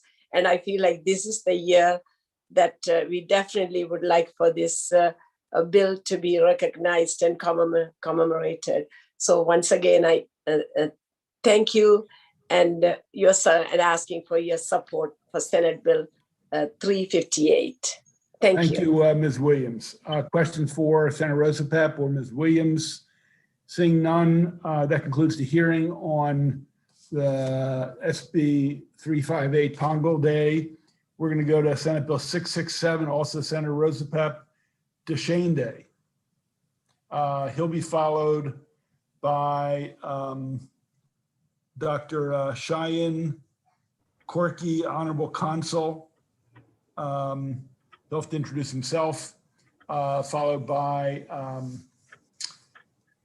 Prem Raja Mahat, and then by Saroj Prajapati, and I hope I haven't butchered the names too badly. Senator Rosapet. Thank you very, very much, Mr. Chairman, members of the committee. This bill is similar but different. It's similar in principle, which is we want to celebrate the diversity and heritages of our neighbors in Maryland. Again, the witnesses who follow me will describe more about their ethnic traditions. This is a bill that was brought to me by our colleague in the House, Delegate Harry Bandari, who is very active in the Nepalese American community and has worked very closely with folks from that community in terms of their role in American life and their role in Maryland. Again, diversity is our strength. This bill adds to the recognition of our neighbors, and I urge a favorable report. Thank you. Is Dr. Cheyenne Corky with us? Honorary Consul? I do not see him, Senator Pinsky. Okay. How about Prem Raja Mahat? No, I don't see him as well. Okay. How about Saroj Prajapati?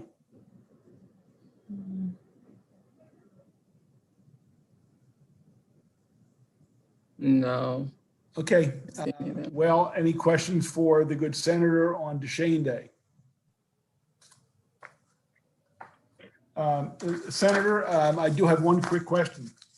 Oh, I see. There's a South Asian Heritage Day, but you would like it specific to the Duchesne community? Absolutely. I mean, the way to think of it for most, most of the folks on this committee, I don't want to speak for everybody because I can't see everybody, but most of us are of European heritage or of African heritage. And we know in terms of our own heritages that there's great diversity. Everybody who came from Africa didn't come from the same place in Africa. Everybody who came from Europe didn't come from the same place in Europe. Folks have different religious traditions, different cultural traditions. And so we don't know that much about them in the United States, but that's exactly what these two bills are about, is there's a diversity from Asia as well as a diversity from Africa and from Europe, and that's good. Okay. Thank you. That concludes the hearing on that bill. Thank you, Senator Rosapet and your witnesses. We'll go to the final bill of the day. Senator Patterson, you're back. 421, role of interpretation and replacement of Columbus Day. We have Senator Patterson to begin. Then we have Jennifer Falayan, Jessica Dixon, Robert Ward, and then we'll move to the opponents, John Pica, William Martin, and Mike Galarizo. Senator Patterson. Thank you again, Mr. Chair and committee members for the opportunity to introduce our Senate Bill 421. What this bill does is to allow for the second Monday in October as an annual recognition of indigenous people of our great state. Over generation, they have been known as American Indians, Native Americans, and other names are associated in this category. They have lived on the Northern American continent for more than 10,000 years, crossed what is known as the Bering Strait between the Northeast Asia and Alaska. Historically, Columbus may be known as the European who founded this country, but it was already inhabited by those whose history goes back centuries of enslaving the native people, forcing assimilation through massacres, wars, and limiting true assimilation by restricting access to land and education. Our state is rich in the history of indigenous people from the Eastern Shore to Piscataway, all the way over to the Chesapeake Bay. We have three outstanding witnesses who are going to appear shortly, and they will, of course, be available to respond to questions that you may have. And Mr. Chair and committee members, I just hope that you would look favorable upon Senate Bill 421. Thank you very much. Thank you, Senator. Let's start with Ms. Falayan. Good afternoon. My name is Jennifer Falayan. Thank you, Senator Patterson, for sponsoring this bill. I testified last year with Delegate Fisher as well. I am Cherokee, Pueblo, and Aztec. My family comes from New Mexico, California, and Virginia. I serve on the board for the Baltimore American Indian Center in Baltimore City, and my group Indigenous Strong worked with Baltimore City Council to get Indigenous Peoples Day passed in Baltimore City in November. Quite simply, the time is now. As we've seen this past year of conversations sparked by the Black Lives Matter movement, that we are in position to make October Indigenous Peoples Day, and there's enough evidence to support why we should not celebrate Columbus. Long before we began practicing on this land, this was the sacred home of the Susquehanna and Piscataway peoples.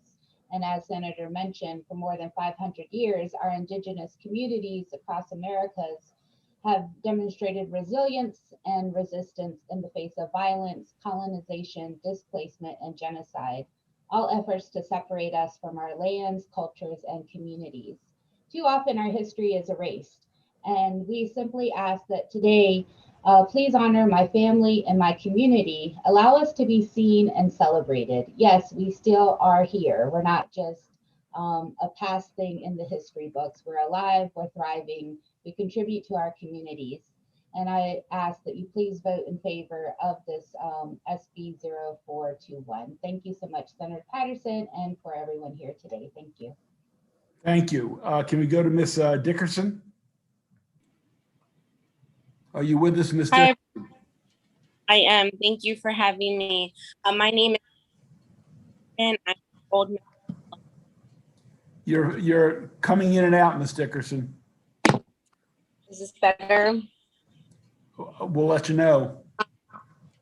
Yep, I'm an enrolled member of the Lumbee Tribe of North Carolina. I serve on the board of directors for the Baltimore American Indian Center, and I'm also a member of Indigenous Strong, which is an advocacy group for changing Columbus Day to Indigenous Peoples Day.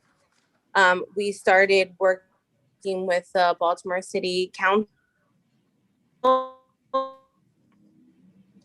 You're and we've been buffering, successful. Continue to prevent harm that Columbus has brought to our people and this land. I'm sorry.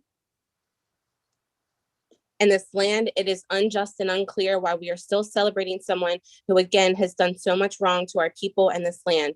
It is past the time to change the celebration of Columbus and the day that is highlighted in his name. When I said previously how it is unclear, what I mean is that at this point in our lives, I hope and assume that most of us know that Columbus and what he represents is not something worthy of celebrating. Columbus represents murder, rape, genocide, the loss of land, traditions, and culture. I humbly ask that members of the committee vote in favor of Senate Bill 421 to change Columbus Day to Indigenous Peoples Day. Thank you, Ms. Dickerson. Let's go to Mr. Ward. Good evening. I'm here representing myself and my wife. I am a descendant of the Blackfoot tribe. My wife is Cherokee Eastern Band. She's also with Indigenous Strong, Cherokee Rose. And I would just like to say that there's no need in continuing to celebrate somebody that's not a hero. Definitely not a hero. He did injustices to the Native Americans. He did injustices to those that were of African descent. So my vote is just to vote in favor of Senate Bill 421. Thank you very much. Thank you, Mr. Ward. Questions for the proponents before we go to the opponents? Seeing no hands, let's go to the opponents. Let's start with former Senator, always a Senator, John Pica. Unmute, John. Mr. Chairman, members of the committee, I have great respect for the sponsor of this bill. He knows that, and I've worked with him on many issues. I am John Pica. I'm opposed to the legislation. I'm the president of Columbus Celebrations and the chair of the annual Columbus Parade. This is the 129th consecutive year that we're having the parade. Actually, last year we couldn't because of COVID. And I chair the Italian Heritage Festival, which attracts more than 2,000 people to Little Italy. Columbus Day was first enacted in the state of Colorado in 1905. A congressional resolution in 1934 made it a national holiday, and it became official in 1968. I'm in favor, and there should be an Indigenous Peoples Day. That's long overdue. I don't have any issue with that. And I'm working with individuals in the organization of Indigenous Strong. We are working with Councilman Zeke Cohen and the mayor's office to establish a new monument in place of the Columbus Monument that was thrown into the Baltimore Harbor. So I believe what this bill does is take away a holiday that Italian Americans celebrate. They celebrate their heritage on this day. I truly believe there should be an Indigenous Peoples Day. I just don't think you should take something away from a group of people. This is the day that Italian Americans celebrate their heritage. With that, I'll conclude, Mr. Chairman.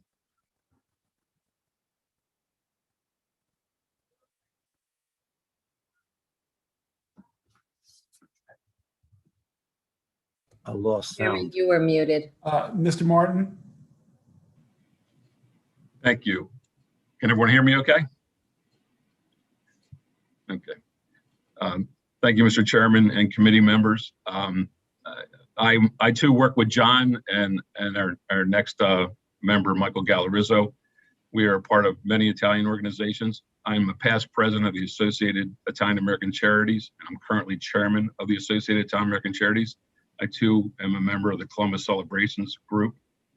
And this has been a tough topic. I too am on these talks and discussions with Zeke Cohen's office and discussions with the Piazza in Little Italy. But by changing this, and it's all positive, making this Indigenous People Day, but what's happening is you're hurting a whole nother ethnic group, okay? And in our discussions with Zeke Cohen and the things we're trying to do at the Piazza in Little Italy, it's very respectful to the Indigenous community. We understand that. We want to help each other. We've had some great conversations in those phone calls. I've heard some great stories. I love them. It's just the way Italian people started here. We would greatly support each other. The big thing here to me, and I'm not sure how many of you would really go about to do this, but if you really do your homework on Christopher Columbus, you're going to find lots of different things. These stories are from 500 plus years ago, okay? And there were some great things. The things that he did was he didn't discover America, but he had that trek across the ocean that led the way for the discovery of America. But what also did, it was an inspiration for Italian Americans who came here in the 30s and 40s. That was it. He wasn't being honored for those things that people claim that he's done. It was about his venture and his ability to get here and what Italian people's, my family, people who came here looked up to him. So it's celebrating that part of it. And, again, he did many good things. And I say this, if we're going to start changing things, whether it's statues, holidays, all those things that are happening in the world, just please remember this, that will continue. And there may be holidays and figures and statues and things that you all love that someone down the line is going to come after. And we can all find a reason. We all have good things and bad things, but I am not in favor of this bill. Thank you, Mr. Martin. Let me go to the final witness, Mr. Rizzo, and then we'll go to Senator Carros, who has a question. Thank you, Chairman. Good afternoon, Chairman, Vice Chair Kagan, and committee members. I am Mike Galarizzo. I am the past president, past chairman of Associated Italian American Charities. I'm currently actively involved with Columbus Celebrations, Inc., John Pica, Bill Martin and myself, we are the hosts that present each year the parade, as well, the Columbus Day Parade, as well as in recent years, an Italian festival that prior to COVID was taking off significantly as a result of the things that we were presenting during that day. Now, Columbus Day has served as the backdrop for Italian Americans in the state of Maryland, as well as throughout the country, to celebrate our Italian heritage, our Italian culture, and the many accomplishments that Italian Americans have achieved throughout the many, many years in the past. And it's a springboard for Italian Americans throughout the country and in the state of Maryland for us to get together and celebrate our accomplishments in our past. To alleviate that day, to get rid of that day, is basically to cancel Italian Americans in the state of Maryland. And both sides to respond. Excuse me? Sorry. I'm sorry. Okay. I didn't mute myself. Okay. To cancel Columbus Day basically cancels the Italian American Day when we recognize and celebrate our culture. I agree with John Pica. We think an Indigenous Peoples Day is long overdue. And we would support that and do whatever was necessary to promote that. We just don't believe it should be on the day that we, Italian Americans in the state of Maryland, celebrate our heritage and our culture. We do no good if we fix one wrong and we implement another. So to me, I think when you're looking at this bill and you're looking at it closely, I think if we could all get together and figure another day when the Indigenous people can be recognized, I think that makes better sense. Leave Columbus Day where it is and let Italian Americans continue to celebrate our heritage going forward. Thank you very much, committee members. Thank you, Mr. Gallarito. Could folks mute, please? Other than Senator Carrozza?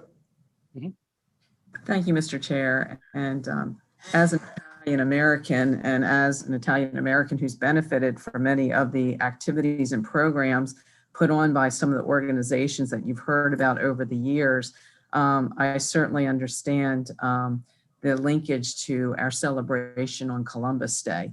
As a matter of fact, and there also has been a recognition of some of the sensitivities and an effort to tell the full story about Christopher Columbus. And my question to Mr. Pica, former Senator Pica, is as you're having these conversations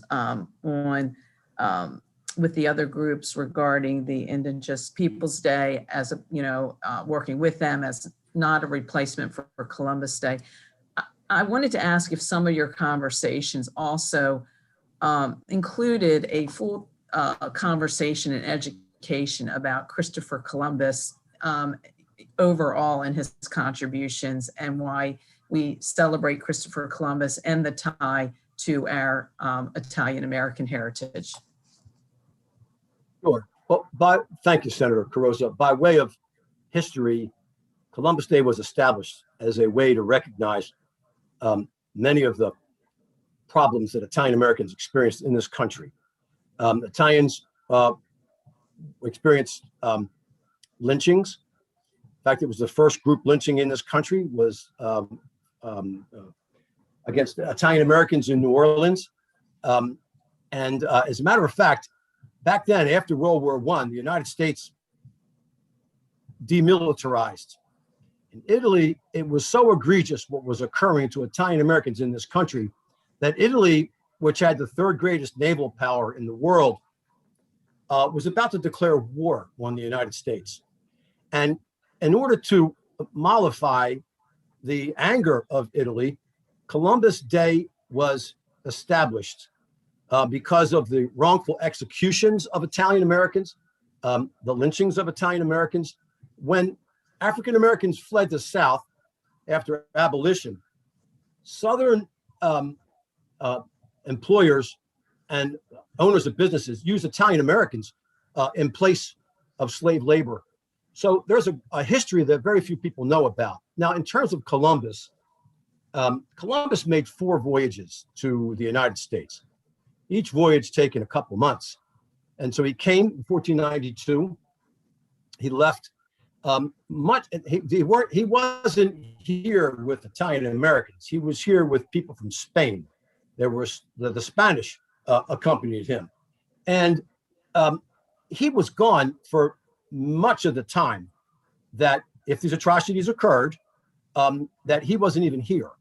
So we have had good conversations with people from the indigenous community, with individuals from Indigenous Strong. There is a park in Little Italy known as the Columbus Piazza.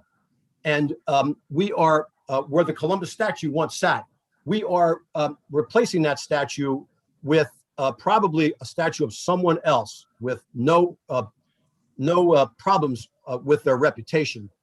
And we're going to rename the park Little Italy Piazza. We are also in favor of statues being and plaques being placed on the land, recognizing indigenous people. There are several tribes that inhabited Little Italy prior to the Italians. So we've had good conversations. Great. With people from Indigenous Strong. Thank you. Senator Washington. And then Senator Patterson. Thank you. And thank you, Senator Peake, and thank you, Senator Patterson, for bringing this bill. And I'm glad, Senator Peake, that you mentioned Christopher Columbus as an agent for the Spaniards, who during that time were expelling Muslims and Jews, in the 15th century. And, and you also mentioned one of his trips, and I do have a question, Senator Chairman. So, but I'm just laying some out that this is very problematic, and I'm appreciating your recognizing, that his trips, that his promises to bring back gold and fortune to Spain. In fact, he wasn't able to do that on one of his trips, and instead of sending back gold, he sent 500 slaves to Queen Isabella, who she was actually horrified because she felt like these people should not be enslaved, and sent them back. So I do think it's really unfortunate that Columbus Day and Italian American history is linked in this way. And so I do think it's a smart thing to begin to untangle it, because I completely agree. And so I wondered, and this is along with Senator Carrozza's comments, that changing accepting there should be an Indigenous Persons Day, and I believe that that's the case.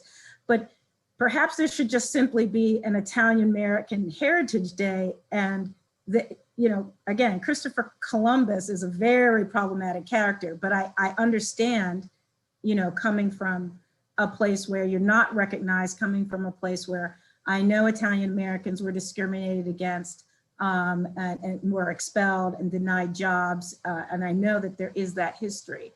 But do you see that as a way forward to simply, changing Christopher Columbus Day to Italian American Day? Is that a way forward? One problem with the bills, with what happened in Anne Arundel County and what happened in Howard County, is no one has ever come to the Italian American community. Senator Pica, Senator Pica, put aside the bill.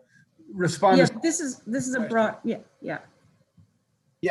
So I'm happy to work with you, Senator, so the untangling has never occurred with the Italian American community. We're happy to work with you. And if this bill is going to pass, we're happy to work with you. If you have any recommendations to us, we're more than happy to work with you. Yeah, no, I think she was, Senator Washington, are you still with us? Yes, I am. I think the question was conceptually, explain here, but I'm not sure you got the context of her question, was putting aside the legislation, entertaining the idea of making Italian Heritage Day because of the history of the Italian community, rather than calling it Columbus Day. If that's the will of the committee, I would support it. Okay. Well, to the others then I'll speak to the others who are in this issue. What I will say is, again, I'm just, because this is something ongoing, looking at the value, the history, the history of Italian Americans is important and significant in this country. But you cannot, and I understand why there wasn't a famous Italian, and then therefore that was a vehicle to link the celebrations.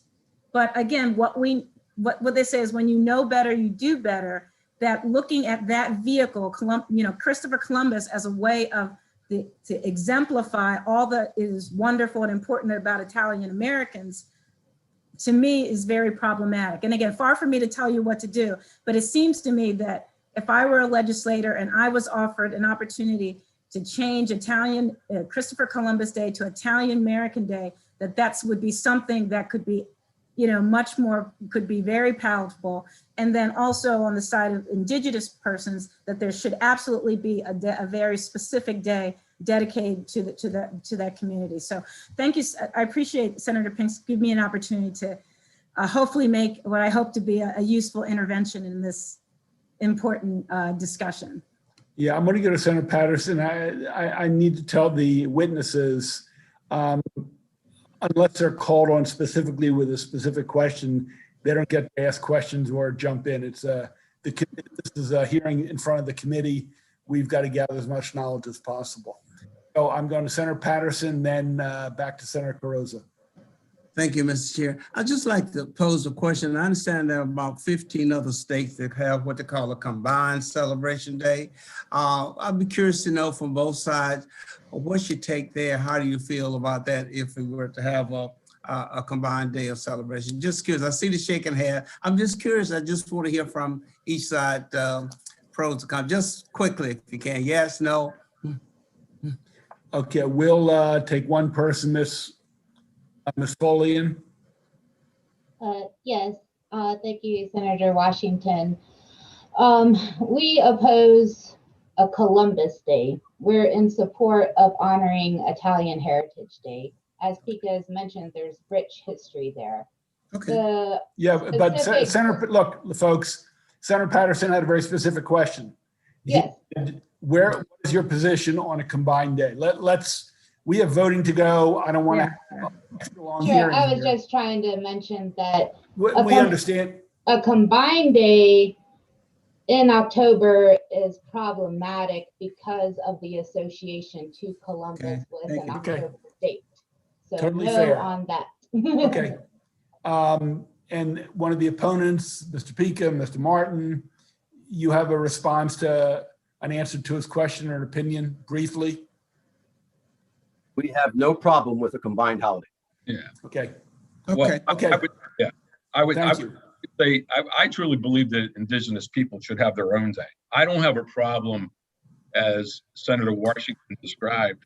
As you know, we were involved at the Columbus Day Parade, and we reinvented that and became Italian Heritage Day. Okay, and so maybe it's our personality, but when it's forced upon us like this, it gets difficult. But yes, we would be willing to say Italian Heritage Day, period. Okay. If Indigenous Thank you. have another day, there were days established by Bill Clinton and Governor O'Malley at one time. There were designated dates for Indigenous People Day. You can do that research. Fine. Okay. Senator Carozza, final question. Okay, and I'll just ask Mr. Martin or Senator Pika to respond, probably Mr. Martin. Senator Washington kind of opened up, some questions that I believe that we really would want to take back to these Italian American groups that have been working so hard over the years. We're having this conversation. It was focused first on, having an Indigenous Peoples Day, and we're focused on, supporting that, but not replacing Columbus Day or whether it ends up being Italian American Day. But I guess, Mr. Martin, you seem sensitive.